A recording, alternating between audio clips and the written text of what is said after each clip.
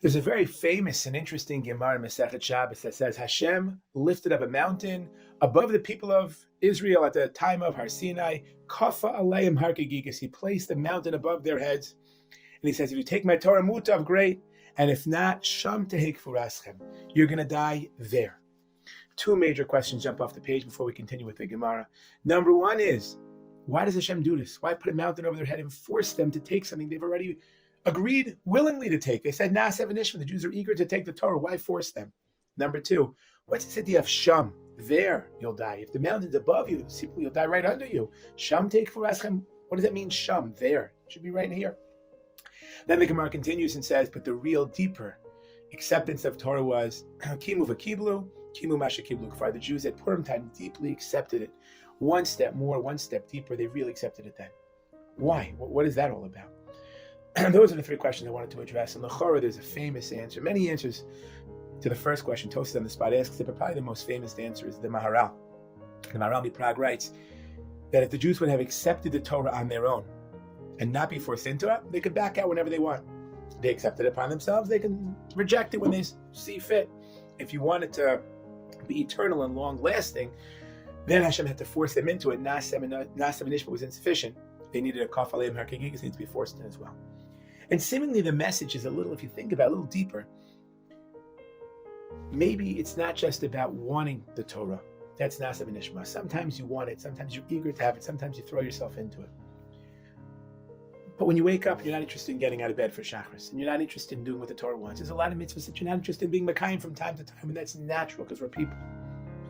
That's Hashem's point, is kaf aleim har kegigas. You have to accept the Torah in two ways. On the one hand, out of passion, out of love, out of excitement, you're eager to internalize it, listen to Hashem. It's a tremendous zechus, but simultaneously there's responsibility. You're committing to something.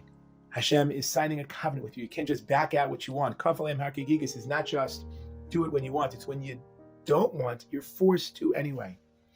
And perhaps that's exactly the point in the word sham. If you don't do this kaf aleim har kegigas, if religion is just a na'aseh v'nishma, if religion is just observed when you feel positive and excited about it, but not rooted in deep, long-term responsibility, sham tehek v'raschem, it'll last but not too long. Sham, there it's going to run out. Now you'll continue being religious for a little while longer, but at some stage in the game, it's not going to last. Sham tehek v'raschem. And that perhaps answers the first two questions. Why then, on Purim, was there a deeper kimu v'kiblu? So there's actually a friend of mine up the block, Shmuel Yaakov, had an unbelievable insight. He pointed out that if you ever want to convince someone to keep Shabbos, it's almost like unlikely to work. No one keeps Shabbos because they heard how great it was. Like, I should try that.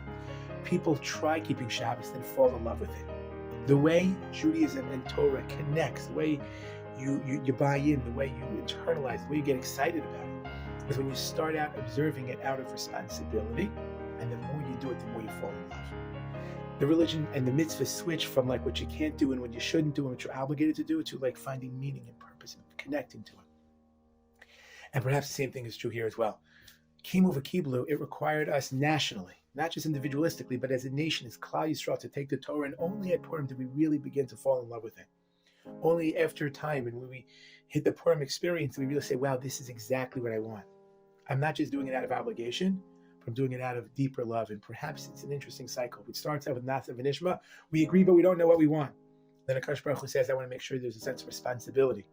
It's not just excitement and passion and desire. It's every single day, do it even when you don't want to. And that's kaf aleim har kegigas. Hashem forced us by putting a mountain above us. And the longer you do things, kaf aleim har kegigas, the more you internalize the original love. The more na'aseh v'nishma becomes deeper and real, and not just a leap of faith, but a kimu v'kiblu, something you'll love and connect to, kimu masha kiblu kfar, where you can deeply appreciate what you've been doing this entire time. In a certain sense, that cyclical process, maybe what the Gemara in Shabbos is alluding to. Again, you start out, historically we said, Hashem, I want to do what you want to do. But just wanting it's not enough. You need a sense of responsibility and commitment and dedication. And that's kaf aleim har kegigas. And the longer you do that, the more likely you are to deeply appreciate the beauty, the mitikut, the sweetness of Torah, growing out of a sense of responsibility based upon the original excitement. Purim Sameach.